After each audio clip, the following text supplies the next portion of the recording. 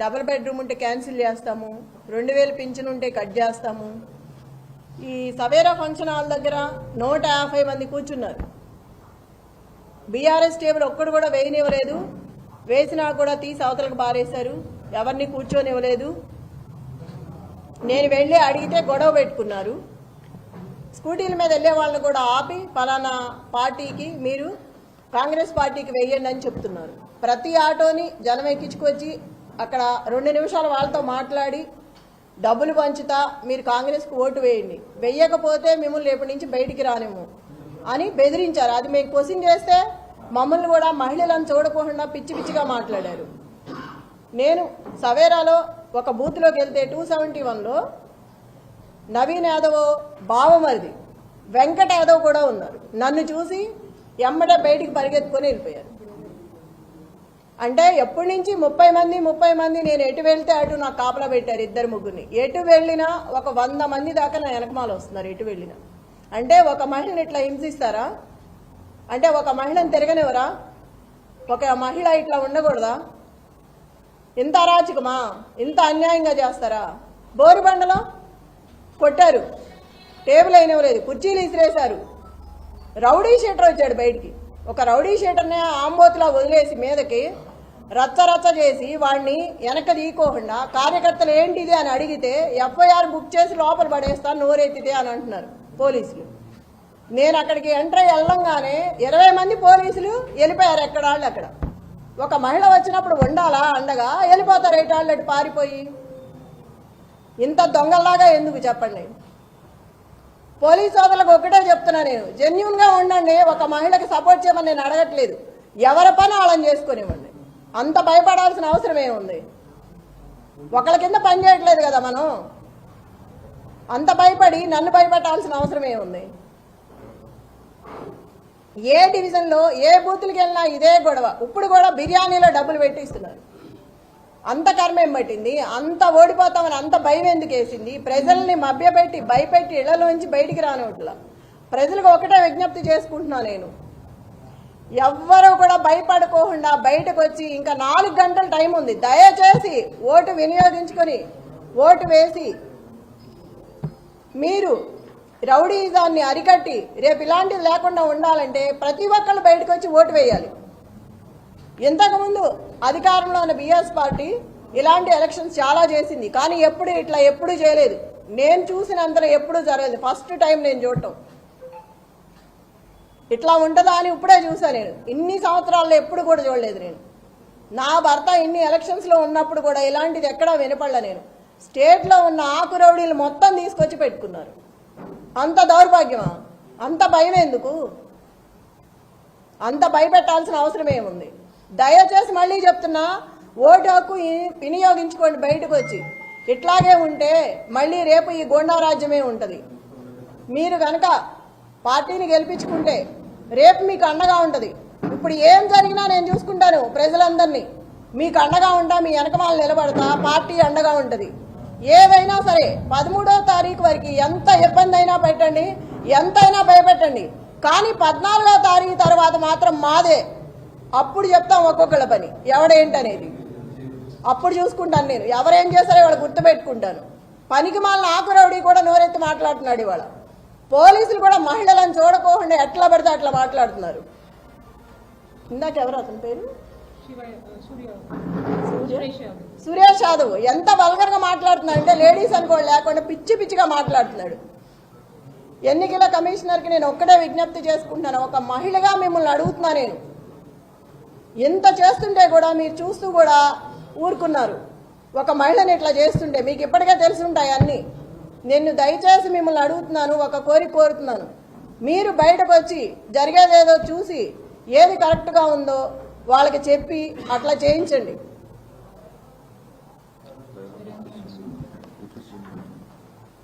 ఈ బట్టి విక్రమార్క మొత్తం జూబ్లీ హిల్స్ అంతా రౌండ్లు వేస్తున్నాడు. అవసరం ఏంటి? ఎమ్మెల్యే ఎవరు పేరిందా కూర్చొని ఉన్నాడు టేబుల్ దగ్గర? ఐలయ్య. అతనికి ఏం పని టేబుల్ దగ్గర? చిటీలు ఇవ్వడం అవన్నీ అతనికి ఏం అవసరం? అసలుకి వీళ్ళందరూ రావాల్సిన అవసరం ఏంటి? విప్పులు కానీ ఎమ్మెల్యేలు కానీ మినిస్టర్లు కానీ వీళ్ళందరూ రాత్రి నుంచే తిరుగుతున్నారు. అవసరం ఏంటి జూబ్లీ హిల్స్లో వీళ్ళకి? లోకల్ నాన్ లోకల్ మాట్లాడుతున్నారు. మరి రజియా ఇంటికి వెళ్ళి బోరుబండ్లో సైట్ 3లో ఆ అమ్మాయి కూర్చుందని గట్టిగా మాట్లాడుతుందని ఇంటికి వెళ్ళి గొడవ చేశారు రౌడీలాగా పోలీసులు. ఆ అమ్మాయి మీద కూడా గొడవ చేశారు కూర్చోవద్దని. టేబుల్స్ ఇవ్వట్లా, కుర్చీలు ఇవ్వట్లేదు. ఆ టేబుల్స్ తీసుకొచ్చి పోలీసులు సందు చివర 3 అడ్డం పెట్టుకున్నారు.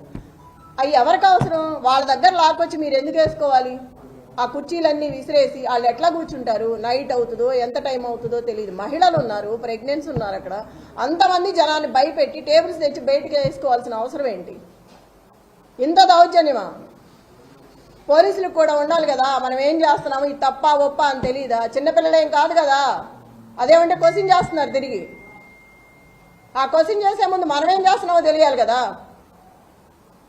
మాట్లాడితే సీఏ అంటారు, ఏదేదో మాట్లాడుతున్నారు. నాన్నే భయపెడుతున్నారు వెళ్తుంటే. అంత 30 మంది 50 మంది 100 మంది పెరుగుతానే వస్తున్నారు కానీ తగ్గట్లేదు. 2 నిమిషాల్లో వస్తున్నారు. మరి ఎవరు చెప్తున్నారో నాకు తెలియదు. నేను ఎక్కడికి వెళ్తే అక్కడికి వస్తున్నారు నాతో పాటు. గుంపుగా వచ్చేస్తున్నారు. పోలీసులు కానీ రౌడీలు కానీ ఆ చుట్టూ ఉన్న జనం కానీ. ఏదో ఇప్పుడే వచ్చేటప్పుడు చూసా 150 మంది కూర్చున్న టేబుల్స్ నేను గొడవ చేసి వచ్చానని ఒక 6 నుంచి మిగతాయి తీసేశారు. ఇప్పుడు వస్తా చూసాను ఈ కార్లు. ప్రతి చోట ఇలాగే ఉంది. మేము ఇక్కడి నుంచి అవతలకి వెళ్తే ఇక్కడ మొదలు పెడుతున్నారు, మళ్ళీ అటు నుంచి ఇటు వస్తే అటు మొదలు పెడుతున్నారు. ఎన్ని చోట్ల నాపుతాము, ఎంతమందిని నాపుతాము? బిర్యానీలో డబ్బులు పెట్టిన దౌర్భాగ్యం కాంగ్రెస్ పార్టీది. అంత అవసరమే వచ్చింది నీకు? అంత రౌడీయిజం చేయాల్సిన అవసరమే ఉంది? మొత్తం సిటీలో ఉన్న స్టేట్ మొత్తం రౌడీలు అందరినీ పెట్టుకున్నావు తీసుకొచ్చి. ఎంతమందిని బెదిరిస్తావు? పక్కనే పెట్టుకున్నాడు, కవర్లో పెట్టి ఒక్కొక్కళ్ళకు పంచుతున్నాడు. చూసాము, పోలీసులు కూడా చూస్తున్నారు పక్కన, ఏమంటలేదు వాళ్ళని. మా దగ్గర సెల్లులు ఉంటే తీసి బయట పెడుతున్నారు లాక్కొని. ఒక క్యాండిడేట్ ఫోన్ కూడా దగ్గర ఉండనివరా? క్యాండిడేట్తో ఒక మనిషిని కూడా రానివరా? ఎట్లా రాకుండా? లోపల ఎవరు కూర్చున్నారు ఏంటో మనకు తెలియాలి కదా. అట్లా కూడా అలౌ చేయట్లేదు. వాళ్ళని మాత్రం 10 మందిని అలౌ చేస్తున్నారు. అడిగితే నవ్వుతున్నారు.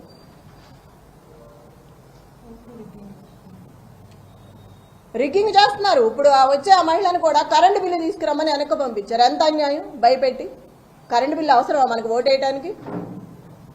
మా అమ్మాయికి తెలియదు, అమాయకురాలు నిజమే అనుకొని వెళ్తుంది కరెంటు బిల్లు తేవటానికి. ఎంత అన్యాయం కదా. ముసలి వాళ్ళని వీళ్ళందరినీ ఇబ్బంది పెట్టి 19,000 ఓట్లు ఉన్నాయి యూసఫ్గూడలో సవేరా ఫంక్షన్లో.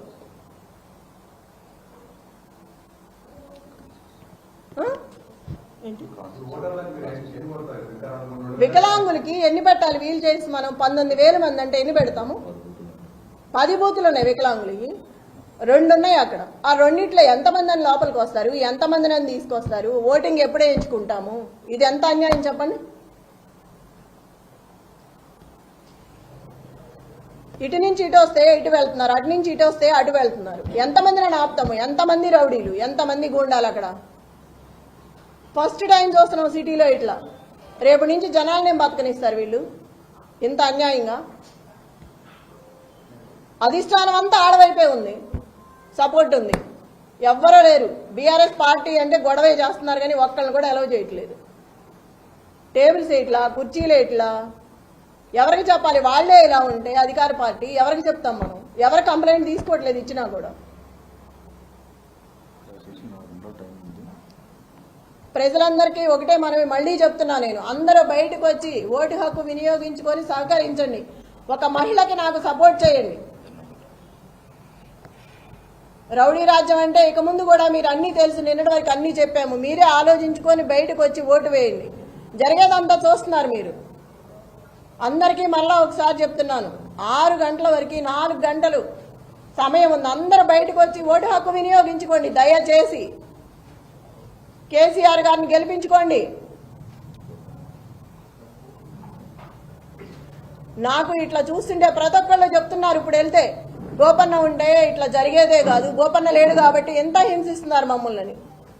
నిజమే, నేను కూడా ఇవాళే ఫస్ట్ టైం గట్టిగా మాట్లాడుతున్నాను. ఎందుకంటే నాకు ఆవేశం వస్తుంది, ఎంత రౌడీయిజం చేస్తారా అని. ఒక మహిళగా కూడా నేను తట్టుకోలేకపోతున్నాను. తోటి మహిళలను కూడా ఇబ్బంది పెడుతున్నారు వస్తా అంటే. ఓటు వేయకపోతే రేపు మీ సంగతి ఉంటుందని నన్ను బెదిరించాడా?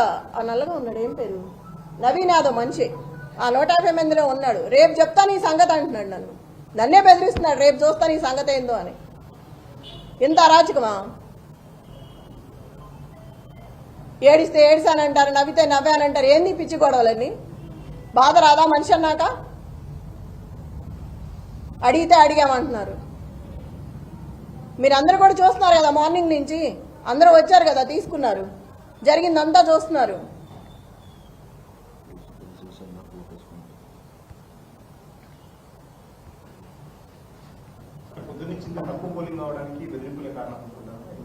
తప్పకుండా ఈ బెదిరింపుల వల్లే జనాలు బయటికి రావట్లేదు. రేపు ఇంటికి వచ్చి ఏం గొడవ చేస్తాడో, మమ్మల్ని బెదిరించి వెళ్ళాడు, ఇప్పుడే రావాలంటే భయంగా ఉంది బయటకు అని చెప్తున్నారు ఒక్కొక్కరు.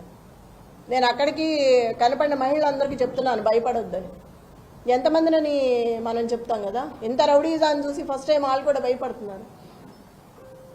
పిల్లలు ఉంటారు ఇళ్లలో, రేపు మేము ఇట్లా వచ్చామనుకో వాడు మమ్మల్ని ఏం చేస్తాడో, బయటకు వచ్చి మేము ఓటు కోసం వచ్చినా వద్దన్నా కూడా డబ్బులు పెట్టి వెళ్తున్నాడు ఇంట్లో. ఇప్పుడే పంచారు, 2 సందుల్లో పంచారు, పోలీసులు నుంచోనే ఉన్నారు, ఏం అంటలేదు. మేము వెళ్తే మమ్మల్ని వెళ్ళిపోమని గొడవ చేస్తున్నారు.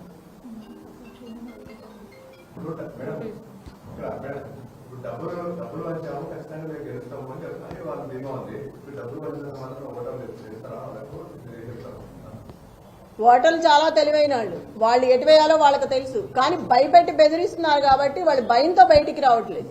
ఇక డబ్బుల సమస్య కాదు, బెదిరింపు, గోండాయిజం, రౌడీ రాజ్యం, ఇది దానికి భయపడుతున్నారు జనాలు. ఒక మహిళగా నన్ను బెదిరిస్తున్నారు. ప్రతి ఓటరు దయచేసి బయటకు వచ్చి ఓటు హక్కు వినియోగించుకోండి. ఎవరికి భయపడాల్సిన అవసరం లేదు. మీకు అండగా నేను ఉంటాను. ఏ ఆపద వచ్చినా నాకు ఫోన్ చేయండి, మీ దగ్గరకు వచ్చి నేను నిలబడతాను. నేను మీకు అండగా ఉంటాను, పార్టీ అండగా ఉంటుంది.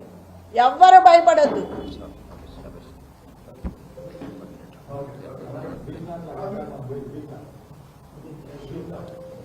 అవి చాలా ఉన్నాయి, చాలా చోట్ల, ఒకటని కాదు. ప్రతి డివిజన్లో వెళ్ళిన చోట ప్రతి బూత్లో ఉంది. ఒక బూత్ అనేం కాదు, ప్రతి బూత్లో. Thank you.